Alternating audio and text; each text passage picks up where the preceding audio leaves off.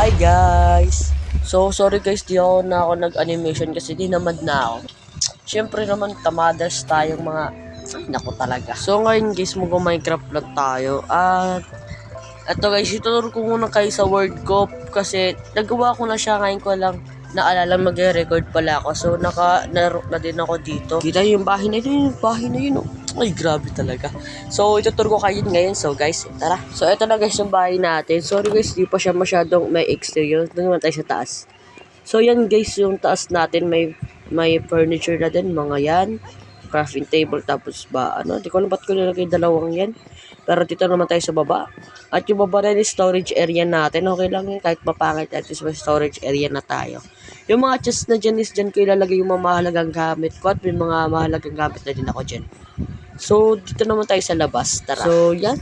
Ayan ang itsura niya sa labas. At ang goal lang pala natin dito is mabait yung Ender Dragon tapos makagawa ng kung anong XP farm tapos makapag-build. So, ang tema pala natin dito sa series natin is tawag dito, medieval build. Yun, medieval. Next. So, kukuha muna tayo guys ng mga materials tulad ng enchantment table, tapos diamond sword, diamond armor, marami pa guys. So, magmamay na lang pala ako pero di muna tayo magmamine kasi hindi natamad pa ako mag-record. So, ito muna yung teaser natin. Teaser ang putik. So, ito muna guys yung natin. Update lang muna kasi di tayo nakapag-upload. Putik kasi yan. So, yan. So, ayun naman talaga. May mga spruce sa putik talaga pata. Yun. So, dyan tayo magbibuild kung ano-anong basta, etc. yung bibuild ko dyan. Siguro, need ko lang maka-diamond sword sa first episode natin ngayon guys. Maka-diamond armor ganun.